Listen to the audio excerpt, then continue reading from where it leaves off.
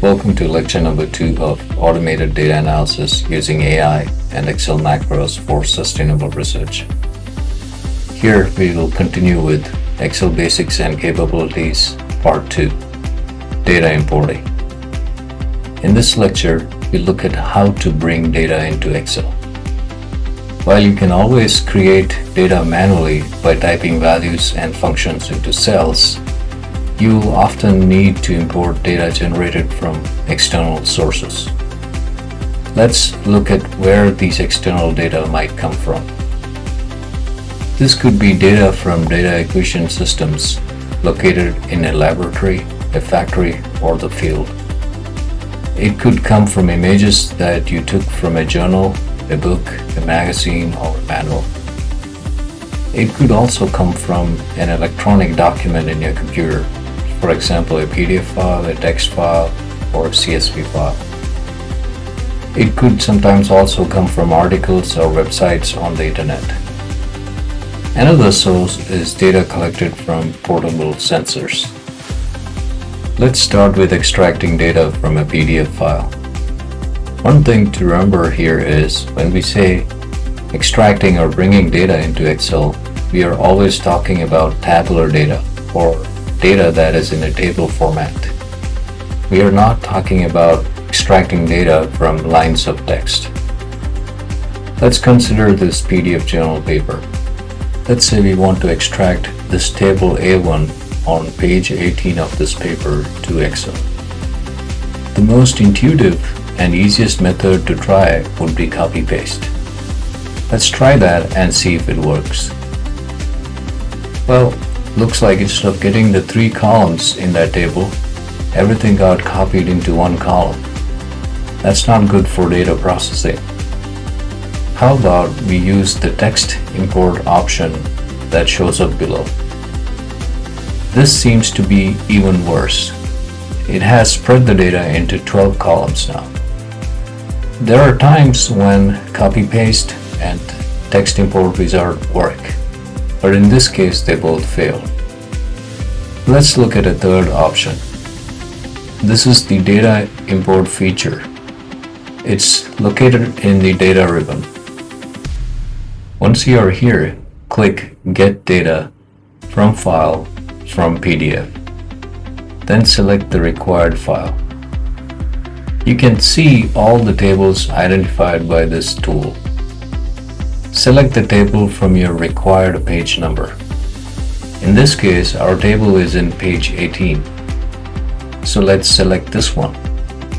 It looks like the correct table.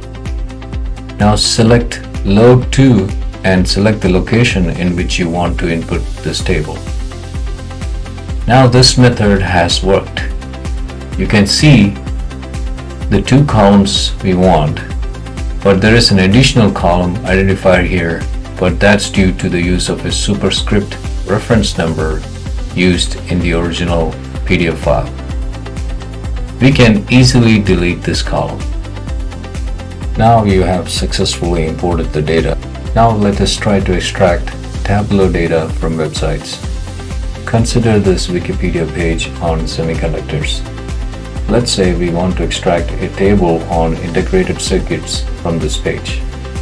Copy the URL of this page and then open the Excel data import feature again and select From Web, paste the URL and click OK. Once it loads, select the required table.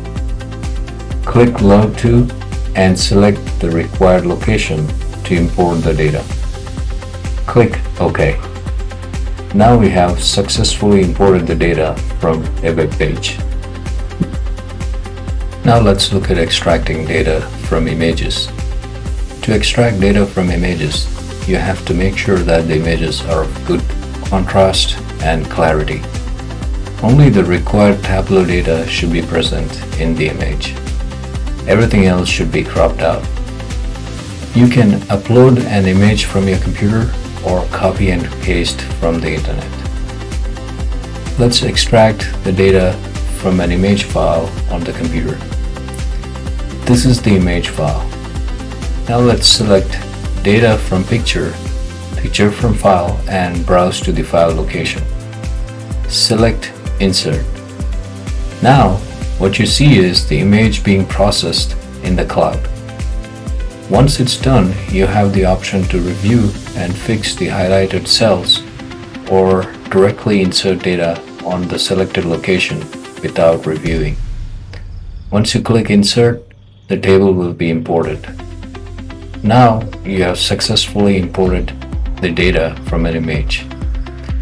You can also extract data from an image from the internet or your computer without uploading the file.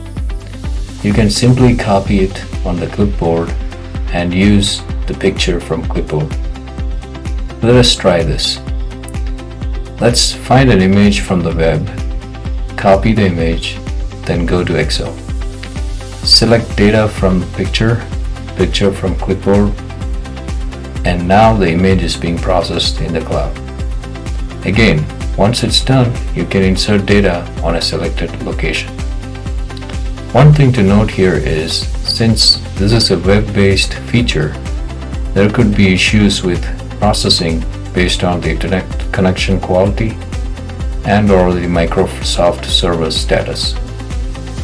Alright, so that's all about the basics of data importing in this lecture. See you in the next lecture.